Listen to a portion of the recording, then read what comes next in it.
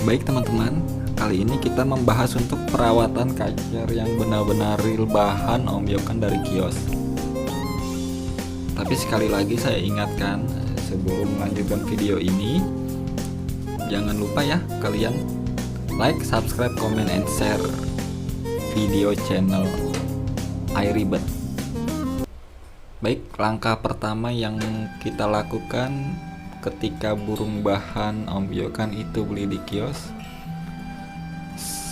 sebelumnya kalian siapkan dulu pertama itu obat-obatan bosku. Ya, emang kalau kita memang melihara burung bahan atau Om Yokan itu emang kita harus rawat ekstra. Maupun itu burung sehat atau sakit, tetap kita harus standby obat-obatan, terutama obat tetelo. Obat tetelo itu ada kok di toko-toko obat dia. Tapi saya sarankan yang serbuk ya. Tanya aja di kios, "Bos, obat tetelo ini serbuk apa cair?" gitu. Nah, saya sarankan yang serbuk itu lebih ampuh. Lalu obat cair anti stres. Dah, itu saja sih dua itu sudah cukup. Tapi lebih bagus lagi kalian beli obat metabolisme buat metabolisme tubuh gitu. Karena kacer bahan ini metabolismenya nggak karuan bos gitu. Nih kayak di sebelah kiri saya ini contoh metabolismenya lambat. Penting saya kasih jangkrik sebanyak-banyaknya, cuman kerodong saja akhirnya burung gemuk. Makanya gampang mangap gitu. Ini yang kiri kemarin saya berikan obat tetelo saja sama anti stres itu, ternyata nggak tahu dari mana atau bakteri, terus dia down mentalnya, akhirnya membuat imun tubuhnya melemah, kena deh kacer snot gitu. Itu yang dibilang kacer bahan itu ringkih. Nah, jadi pertama itu kalian siapkan obat-obatnya yang saya sebutkan tadi. Lalu yang kedua, jika memang kalian membeli kacer yang sudah pur, alhamdulillah bagus. Tapi yang belum pur, jangan langsung dipurin dulu. Jadi pertama itu kalian kasih jangkrik saja, lebih bagus kroto. Jangan sekali-kali kalian kasih ulat Hongkong, karena di kios itu udah diberi ulat Hongkong. Karena kacer giras identik itu tubuhnya panas karena pemberian ulat Hongkong, makanya dia jadi giras. Langkah awal kita ini untuk menghilangkan atau meminimalisir tingkat kegirasannya kan, tujuannya biar jinak. Nah, jadi jangan sekali-kali kalian beli ulat Hongkong. Jadi EF yang saya saranin jangkrik sama kroto gitu. Nah, kasih sekuatnya. Tapi kalau memang dia masih giras banget, kalau kita sekuatnya kan kasihnya kan otomatis satu-satu sampai dia kenyang. Jadi nggak bakalan kan kalau kita pantengin dia makan, pasti otomatis kan kita full kerodong. Jadi kasih aja jangkrik pertama itu 10-15 menit kita buka kerodongnya, kita cabut pakannya, habis apa enggak gitu. Kalau habis tambahin lagi 10 lagi. Itu pagi siang sore harus diberi ya, jangan dikasih pur dulu kalau belum ngepur. Tapi kalau yang udah pur boleh pur standby di situ, tetap kasih EF-nya itu 10-10. Karena kita kan mencari energinya. Karena kan burung bahan itu biasanya kan kehabisan stamina sama energi. Karena dia loncat sana loncat sini, makannya cuma dikasih ulat Hongkong aja, ya gembos gitu. Nah, tahap kita ini kan untuk mengembalikan energi dia gitu. Paham ya? Nah, jadi EF itu tetap takarannya 10 Kalau misalkan habis tambahin lagi 10, tapi kalau nggak habis ya udah kasih saja 10 aja. Biarin. Siang kasih lagi 10. Ini berlaku untuk kacer yang ngefur atau tidak ngefur gitu. Itu kita rawat rutin itu lebih bagus itu seminggu. Jangan sehari, seminggu kita gituin terus. Pasti kalau memang itu kacer cepat beradaptasi atau emang kacernya bagus, mentalnya bagus, saya jamin, percaya nggak percaya, itu kacer pasti udah mulai bunyi walau masih di kerodong gitu. Intinya jangan dibuka-buka selama seminggu. Boleh dibuka resletingnya saja, jangan langsung diablak. Coba kalian ablak nih selama seminggu perawatan begitu, sehari aja kalian ablak, dia kaget pasti, kelabak-kelabak. Otomatis terapi kalian yang saya sebutkan itu percuma juga gitu. Kalau kacer emang mentalnya bagus mah ya bagus, 3 hari juga udah bunyi. Tapi kalau yang kacer mentalnya kurang, ya abis dari nol lagi kalian ngerawat begitunya. Yang ada tuh kacer nggak jinak-jinak gitu, malah makin giras ya begitu aja udah terus. Makanya kenapa kan banyak orang yang kacer bahan dirawat 3 bulan kok nggak jinak-jinak, masih ini belum bunyi-bunyi. Nah itu salah perawatannya di situ. Syukur-syukur sih tuh kacer hidup, walaupun nggak jinak tapi kacer hidup, berarti otomatis bagus, kacernya sehat. Tapi kalau tato mati 3 hari, nah mungkin di situ kan kalian tuh yang nggak, itu hal sepele tapi kalian nggak memperhatikan. Nah oke, pokoknya kasih EF 10 pagi siang sore itu selama seminggu. Jangan dijemur dulu, jangan dimandikan dulu. Kalau yang sudah ngefur, fur tetap standby, extra fooding pagi siang sore 10 10 10. Kalau misalkan emang paginya 10 masih kurang, tambahin aja terus sampai sekenyangnya, tambahin lagi 10 lagi. Nah itu pokoknya, misalkan emang dia kuat 20, tambahin lagi nih. Misalkan habis 20, tambahin lagi 30, habis, tambahin terus sampai dia habisnya semana. Itu patokannya 15 menit waktunya. Kalau emang 15 menit yang dimakan cuma 15, ya udah berarti kita kasihnya 10 5 10 5. Tetap takaran maksimal itu 10 10 ya bosku. Jangan langsung 20, mubazir tuh burung gitu. Oke, pas sudah kita berikan 10 10 selama seminggu, dan resleting boleh dibuka siang hari untuk dia menghirup udara segar. Nah di situ di kerodong juga boleh kok, tapi 3 hari waktunya. 3 hari itu bisa taruh di teras, dipindah-pindah tempat nggak apa-apa. Yang penting tetap dalam keadaan kerodong, biar dia beradaptasi dengan lingkungan dan suara-suara. Dan kerodongnya itu kalau bisa kerodong-kerodong yang bukan kerodong yang gelap ya, yang agak transparan sedikit aja gitu. Jadi biar dia bisa ngelihat keluar juga. Nah setelah seminggu, misalkan kacer kalian belum ngefur, itu dalam waktu itu ketika kacer kalian udah fur, ini yang saya bahas yang udah fur dulu deh biar gampang. Kita santai aja ya, maaf ya kalau misalkan memang saya rada-rada belibet mulutnya, maklum baru pemula. Insya Allah nanti kedepannya akan lebih lancar. Jadi kalian maklumin aja, kalian serapin aja. Maksud saya itu intinya selama seminggu jangan dibuka-buka kerodongnya, mau yang udah fur atau belum ngefur gitu kan.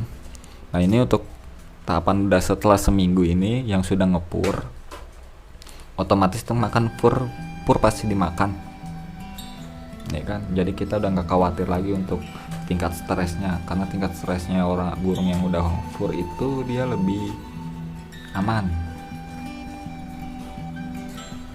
Nah kita buka kerodong depannya saja, Kita lihat gerak-gerik, kita pantau dulu dari jauh nih. Jaraknya kurang lebih 3 meter. Kita lihat kalau memang tuh kacar masih giras banget, berarti kalian tetap dikerodongin, mandi malam gitu. Fungsinya apa ya mandi malam? Ini saya bocorin saja di sini. Bukannya saya so tahu, kalau misalkan emang yang ngerti burung itu ya monggo, nggak apa-apa, silakan. Saya dianggap so tahu nggak apa-apa, tapi ini kan saya kan sharing begini sesuai pengalaman saya dan sudah terbukti ampuh gitu. Jadi pertama itu kita coba mandi malam, terapin. Ini udah ngelewat seminggu.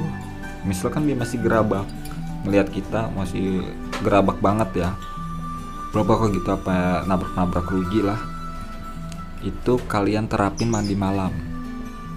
Mandi malam itu menurut air ribet ini, menurut saya fungsinya itu menaikkan birahi, karena kacer jinak itu lebih dominan birahinya ketimbang emosinya. Nah, kalian rutinin mandi malam, tapi lihat kondisi. Jika kondisi hujan jangan dimandikan, tapi boleh dimandikan mandi air hujan, tapi habis itu disemprot pakai air biasa ya.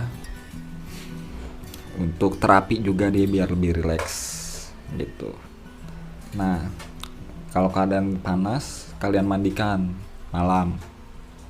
Itu malam itu kalau saya biasanya itu jam 8 sampai jam 10. Itu sekalian pengembunan malam kan. Jadi udara segar biar rileks. Gitu fungsinya.